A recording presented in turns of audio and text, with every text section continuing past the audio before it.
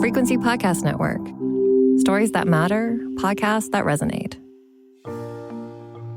The new year is such a promise to eat better, do better, be better. Now, I don't know about you, but I overindulged over the holidays, and while I enjoyed every minute of it, the pressure to make changes, cut out sugar, increase my movement, and kickstart a new me is strong. It's called dry January. You cut out all booze for the month, and, you can make exceptions, right? Like you got a wedding, you got a birthday, It's Friday. It's Tuesday. You take a pottery class. The second Friday of every January is known as Quitter's Day. So if you've eaten celery for 14 straight days and then you've hit your limit and start swapping it out for cookies and Timbits, you're not alone. That's the message from our guest on Big Story today. Abbey Sharp is a Canadian dietitian and food blogger who promises no BS. She's also the host of her own podcast, Bite Back with Abbey Sharp. She's here to make us feel better about these unrealistic expectations we pile on ourselves every new year and how we can make healthy changes without driving ourselves crazy. Well, my first question to you is, do you make New Year's resolutions? I hate the idea of a New Year's resolution.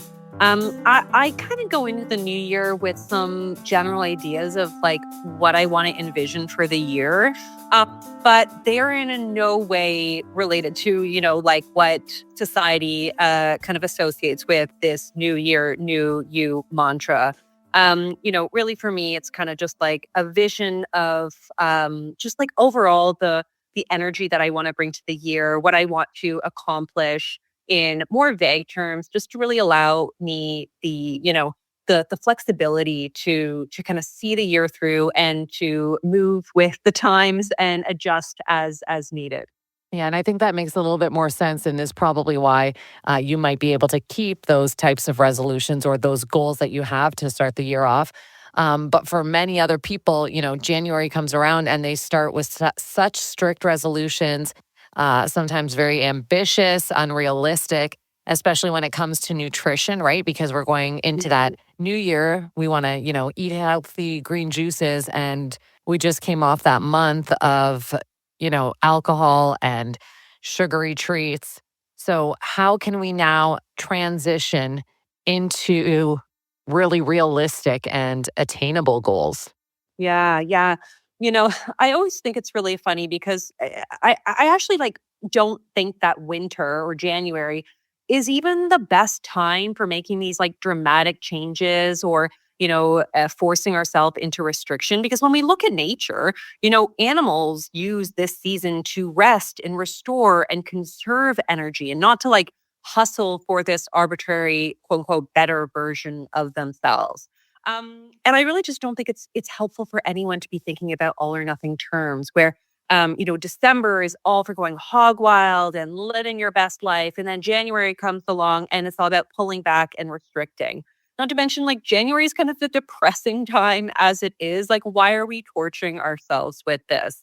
So I have always kind of told people, I don't believe that there is a point in taking on a health change or goal if you cannot see yourself sustaining it for the rest of your life. So we really need to get out of this dichotomous thinking about food and exercise and health, because if we want to truly move the needle, we really have to think about behaviors that we can sustain longer than 2 weeks. So for most people, that means going a lot slower than, the diet culture and society tells them to at this time of year. Trying one thing at a time and then kind of getting into a good rhythm with it, getting into a good routine, and then building on that, adding something else, see how that feels. Try, if it's not working for you, you don't need to throw in the towel altogether. Just kind of gently pivot it into another direction. So I think ultimately focusing on nurturing habits that feel good to us rather than forcing us into these unsustainable changes just because the calendar flipped. Yeah, and I think that's a great way that you mentioned it as well, is that we don't need to just do it because we feel like we have to or we've been told to do it. Make the changes because you want to and make changes that are suitable to you. Correct. And so and you also mentioned kind of, January is a bad time. You want to just kind of hibernate at this time of year. So are there often external factors that affect our success when it comes to making New Year's resolutions, or social factors that may affect us? Absolutely. I mean, like there are social and, economic and environmental kind of roadblocks all year long, really. But, we, at least in Canada, like January's the pits. Like it's cold. We are less likely to want to incorporate those little kind of snack exercise snacks throughout the day to like walk to, go run an errand or to pick up our kids on foot rather than drive them everywhere. So there are just natural roadblocks here, not to mention a lot of us get back from the holidays and it's kind of, a very busy time for a lot of people at work. So I think that it's just generally a difficult time for people to even like feel the desire to want to move your body more, eat more fresh, local foods, because again, there's just not as much available. The farmers markets are closed. Like all of the health promoting behaviors that we associate with, whether it's weight loss or, improving some kind of metabolic marker, all of these things from exercise to diet are much harder to do in the winter time. So I think we need to be a little bit more empathetic and exercise some self-compassion here, that this is just a difficult time to take on a new kind of a new approach to your lifestyle. Absolutely. And when you are taking on something new, like the dry January, right, where we're cutting out that alcohol for the entire month, or people cut out sugar for an entire month, is 1 month really enough to make a change within your body with something like no alcohol or no sugar? Or is this, supposed to kickstart you for something that you do every month? So that's the often, how it's sold is, oh, this is, to kickstart your, you got to go all in, like, all or nothing, super extreme to just kind of like kickstart your health journey. The reality is our body does not like restriction. It does not like deprivation. It does not like denial. So when we put ourselves into this hyper state of restriction, where we have no sugar, no carbs, no alcohol, whatever it is that brings us joy, we are going to fight tooth and nail to get back to our, homeostasis baseline. And so we actually don't see this as going to have any kind of long-term, benefit to our health or even our weight if weight loss is the desire. Because the moment you go back to eating normally, whether it's 2 weeks later, a week later, a month later, however long you're able to last in this kind of torture system, we are going to, we're going to put the weight back on. Our blood sugars are going to go back to the way they were. Our, cholesterol levels are going to go back to the way they were.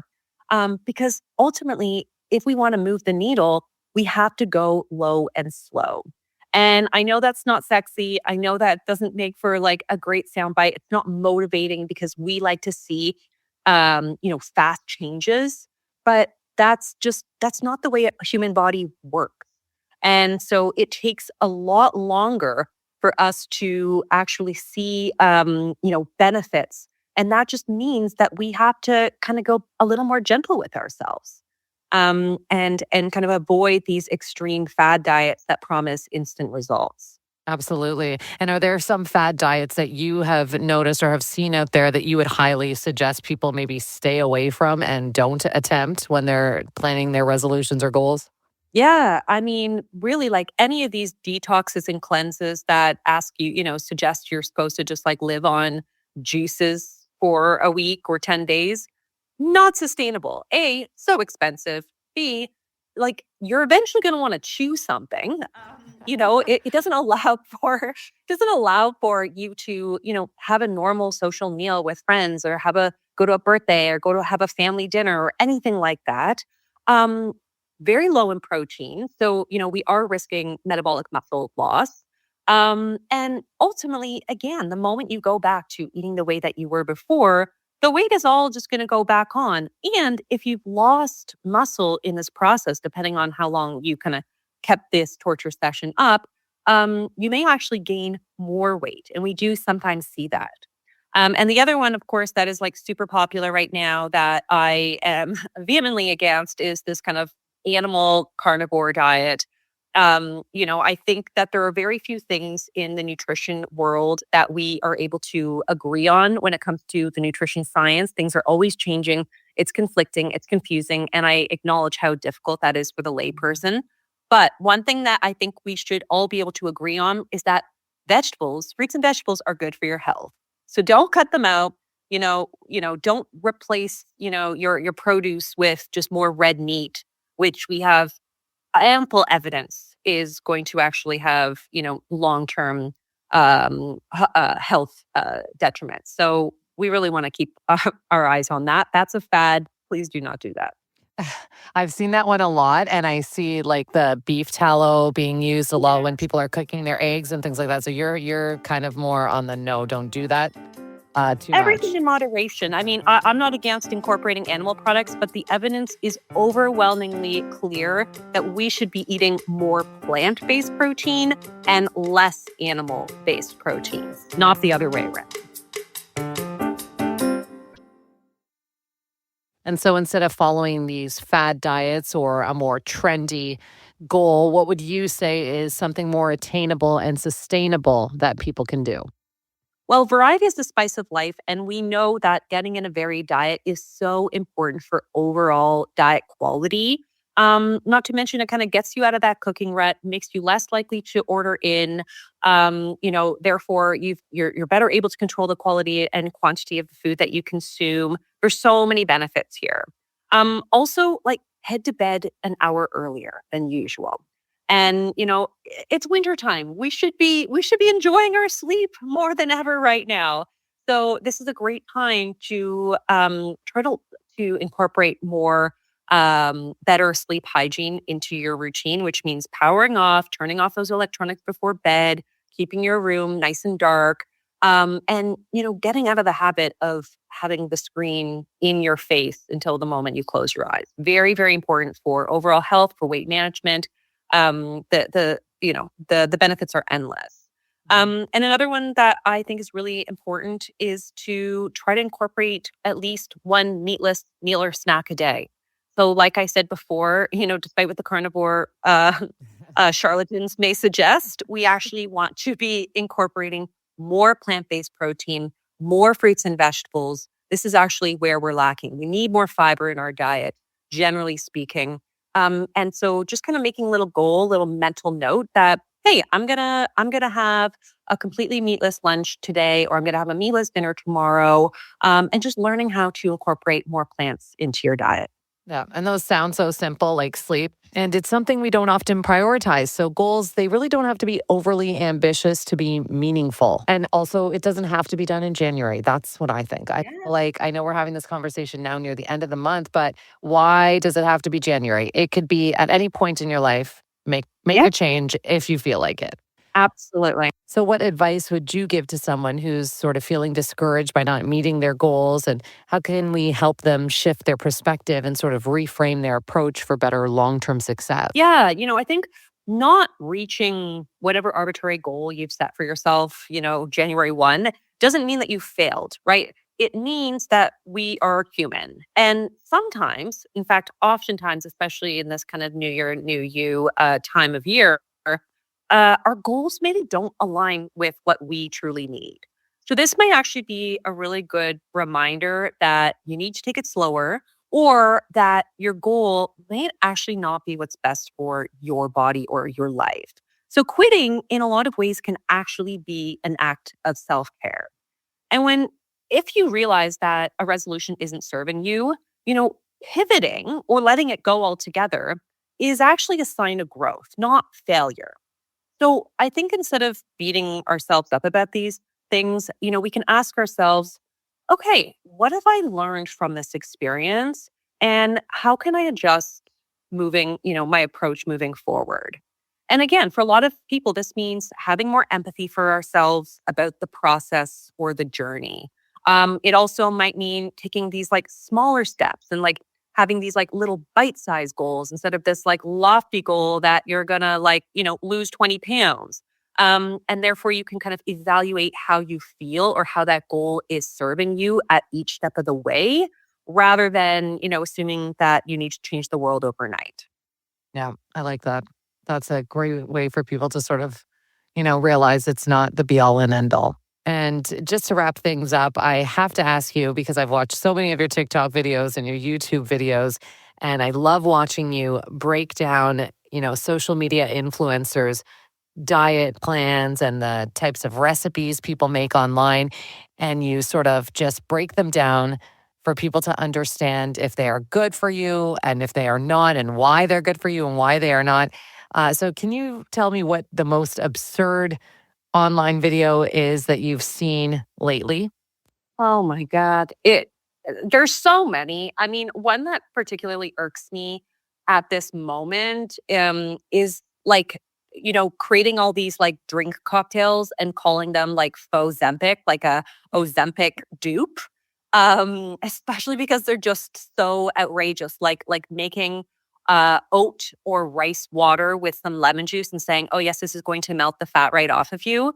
Like, talk about dishonest. Like, there's, and I know everybody is, wanting to lose weight as quickly as you would on a powerful anti-obesity agent like Ozempic. But the reality is that we don't have any kinds of foods that are going to be able to mimic the capabilities of medications at this point. Not to mention a lot of the actual recipes that they're sharing are just like starch water. I'm like, of all the things, like how about a protein shake? Like that might help, but this, no. So I do find a lot of those recommendations are quite outrageous as it pertains to trying to like hack your way into getting Ozempic-like results. That's unfortunately the problem that's with social media is anybody can get out there and say, try this diet or eat this food and you'll see results. And not, unfortunately, it's not always true. Exactly. The power of the testimonial is it's mind-blowing. And we are much more likely to believe, a random person on the internet saying, I did this and this is what happened, you should do it too, than to listen to the greater body of evidence or actual experts in the field and actual practitioners and their doctors and their dietitians. And it is a very difficult time to be a science communicator right now. Oh, I absolutely believe it. Thank you for doing the videos that you do because it really does break it down and gives people a better understanding. So it appears you'll just consistently be working at this. I don't think it's going away ever. You will never retire. This is your life's work. Huge thanks to Abbey Sharp for all her insights. You can listen to Abbey on her own podcast, Bite Back with Abbey Sharp, or find out more about her at abbeyskitchen.com. Here at The Big Story, we value your feedback. You can comment on this or any other episode by emailing us at hello@thebigstorypodcast.ca. You can find us on the Seeker app or on all your favorite podcast players. Please rate, review, follow, and share. I'm Eva Fragiskatos. Thanks for listening.